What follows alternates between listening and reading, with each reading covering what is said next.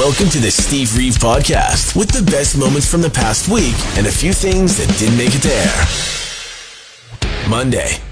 I had so much fun checking out The Haunting of Fort McMurray over the weekend. Now, it is on pause for just now, but they're back at it again for this weekend coming up. If you missed out on the first weekend, second weekend, it's going to be great as well. 25th, 26th, and 27th, as well as on October 30th, on Wednesday of next week.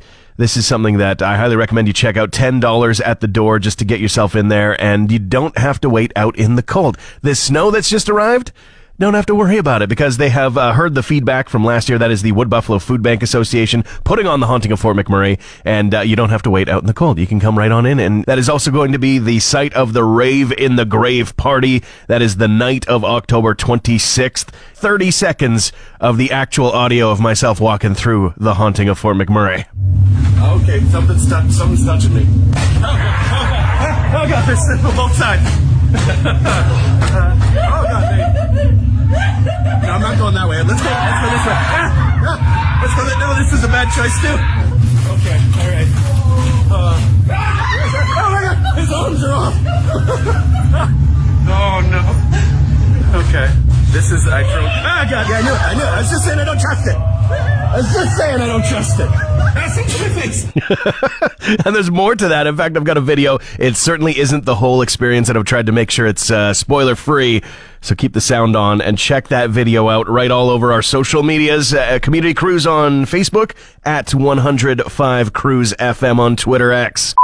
It's time for Cruise Music News with Steve Reeve. Well, the class of 2024 Rock and Roll Hall of Fame induction ceremony was presented over the weekend. You can now watch it streaming live. Ozzy Osbourne getting one of the biggest accolades as he was inducted into the Rock and Roll Hall of Fame for the second time.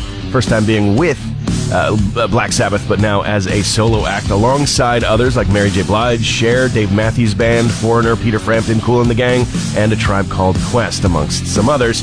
Dream Theater played their first live show with Mike Portnoy in 14 years. They call it a very special moment in Dream Theater history. It happened last night at the 40th anniversary UK European Tour kickoff night at the O2 in London. And Limp Bizkit is going back on tour, if you can believe it. They're going to stop as well at London's OVO Arena in Wembley, alongside their Loserville UK tour for 2025.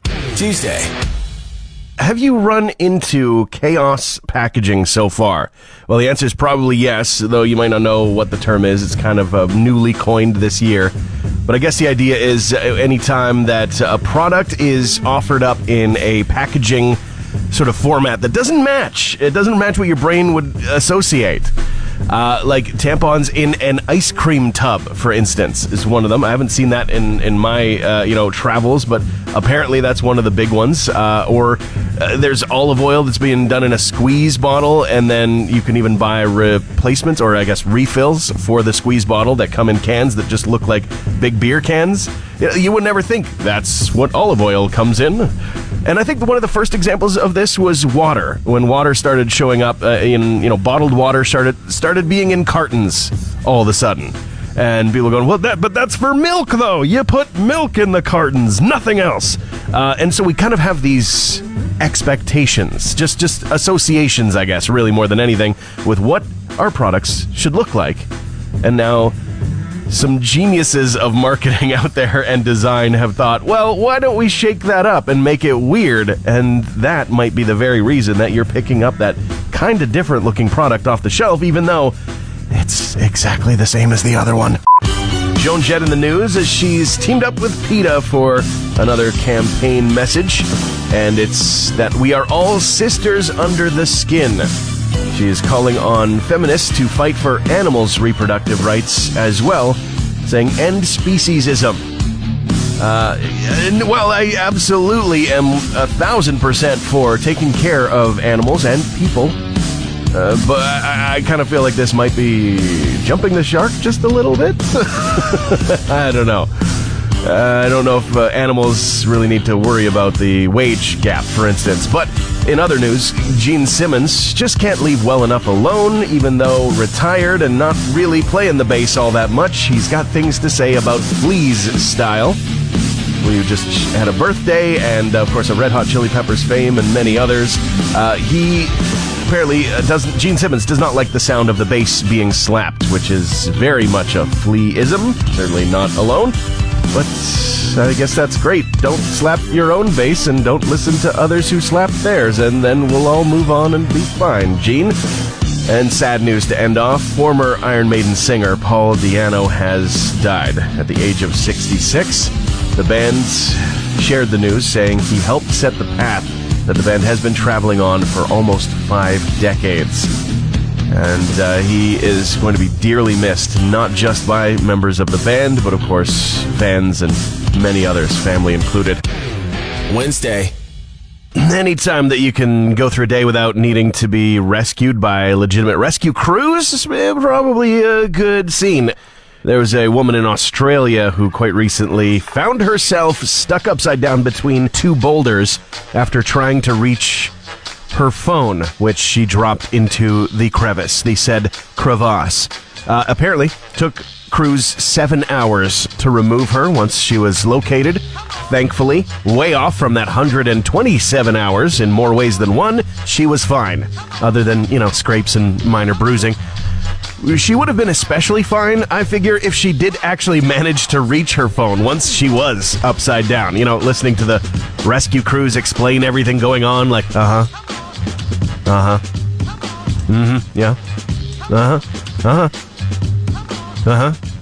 Oh my god, you have to see this video of this little raccoon. He thinks he's people. What, you need me to move my leg? Okay, yeah, I am burning through the Halloween candy supply. It's next week. It's not here yet. There's a full week to go. And I am determined not to have to buy a top-up box of candy just to have something to shell out to the kids. To be fair, I'm in an apartment building. We don't see a lot of trick-or-treaters.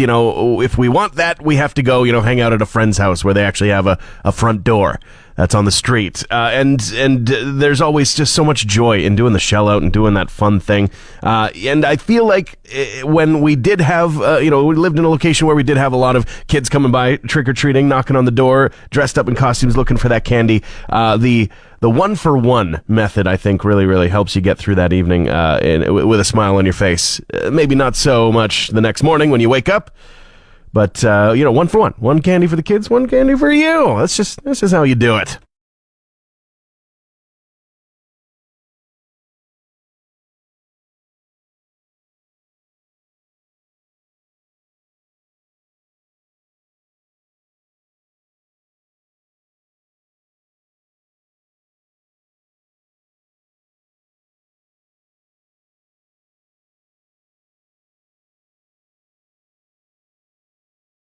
You're listening to the Steve Reeve Podcast from 100.5 Cruz FM. Got a couple of stories to dive into, one being a surprise appearance at the Country Music Hall of Fame induction ceremony over the weekend.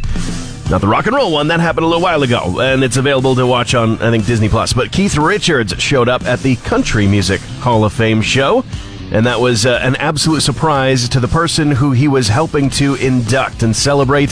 That would be James Burton, previous guitarist with Elvis Presley, getting a lot of love, and Richards wasn't alone.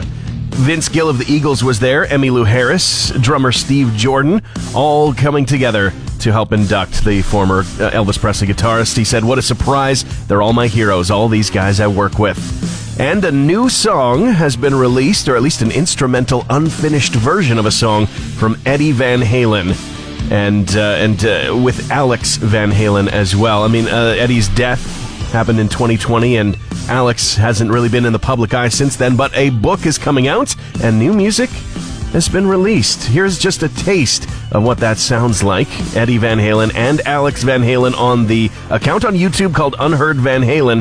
This one's called Between Us Two, and again, an unfinished instrumental.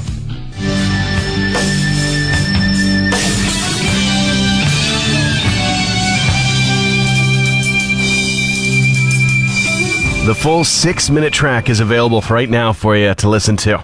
where's the best stop for the best Halloween shelling out? I mean, where do the kids gravitate towards? Are there known houses? The reason I ask is because there's a pretty famous one in Calgary, the 2-liter Soda Dad house. I mean, this is just a clip from a video that he's posted.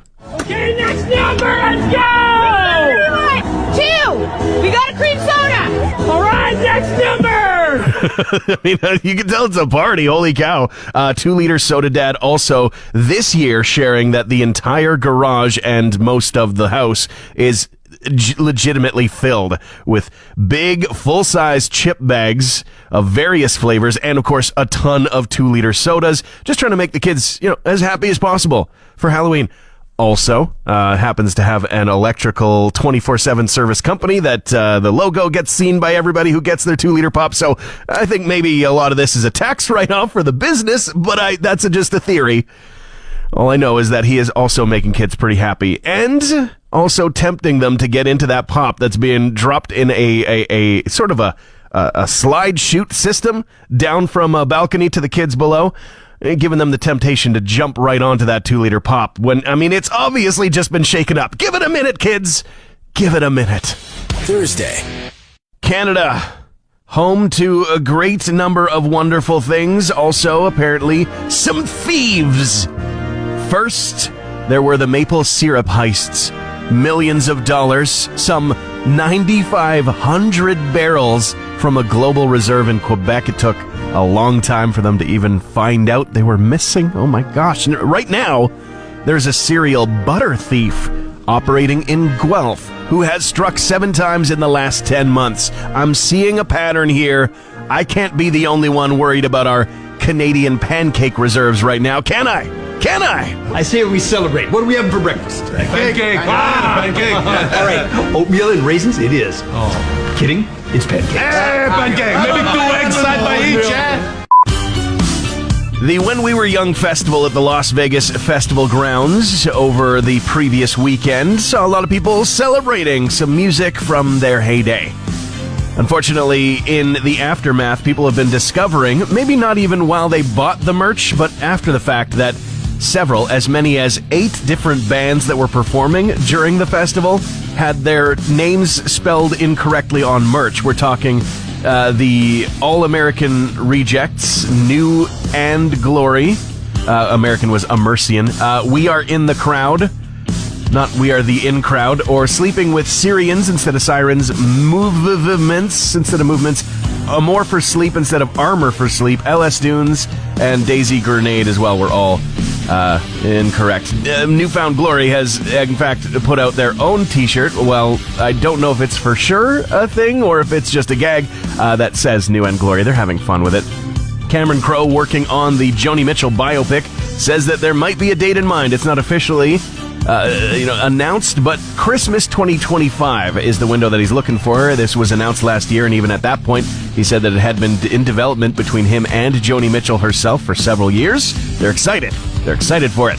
Bruce Springsteen admitting that he hasn't written any new songs in 2 years. His last album was 2 years ago. It was called Only the Strong Survive, but it was covers of soul and R&B tracks, his 21st album. I gotta say, Bruce, don't worry about it. I haven't written a song in probably about 20 years. Friday. The Steve review spoiler-free for the 3rd and maybe final installment in this Tom Hardy Venom trilogy. It's all right. That's about it. In a vacuum, on its own, he is wildly entertaining to watch. He's so fun as Eddie Brock and then also as Venom and then playing off of each other. It's just the way that the story, the movie is built, the way the other characters are. None of it did much except make me go, ugh. Or a couple times even laugh out loud during the movie, but I wasn't the only one. There were several others going, But hey, we were there. We were in the seats. I would say if you're just down for the ride, why not? Why not? But if you're questioning at all, is this going to be a good movie? Is this going to be an all right movie? I don't know. Maybe watch on cheap night if that's the case. The sting might be a little bit less from that Venom. Helen Mirren, I know, that's a weird way to start off music news, but she has admitted that she, in her own words, always says it's so sad that Kurt Cobain died when he did. He was at the age of 27 in 1994. The reason being, she says, because he never got to see GPS. I mean, GPS did exist then, yes, but I mean, phone in your pocket is kind of what she's talking about. She specifically says that she loves to see her little blue spot walking down the street. It's the most wonderful thing. She always says it's so sad Kurt Cobain died when he did because he never got to see GPS. Weird, right? Weird, Helen. Kate Bush maybe making some new music. David Gilmour had recently made a joke that he was trying to persuade her to enter back into the industry. She says she's very keen to start working on a new album, largely this bolstered by a huge influx of people rediscovering her music after the inclusion in Stranger Things Season 4. New music as well from the Black Keys to speak of. They put out a brand new single called Stay in Your Grave featuring the one, the only Alice Cooper. Here's a taste of what that single sounds like. It's very festive for the holiday.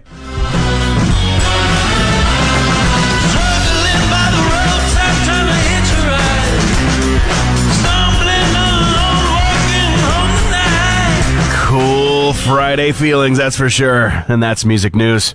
Hey Alexa, play the Steve Reeve podcast. Brian on the line yet, so you think that you can do it today, huh? You want to do some impossible trivia? I believe I can. You can try for sure. I just didn't expect you to call. I just did this as a ruse. Just like, hey, let's give it a shot. Hey, well, the shot worked out for today, and you had a chance at winning $225 for just answering a question, but it is going to be tough. Okay, let's do this. Here we go, Brian. This popular procedural serial managed to spawn no less than 12 official spin-off series.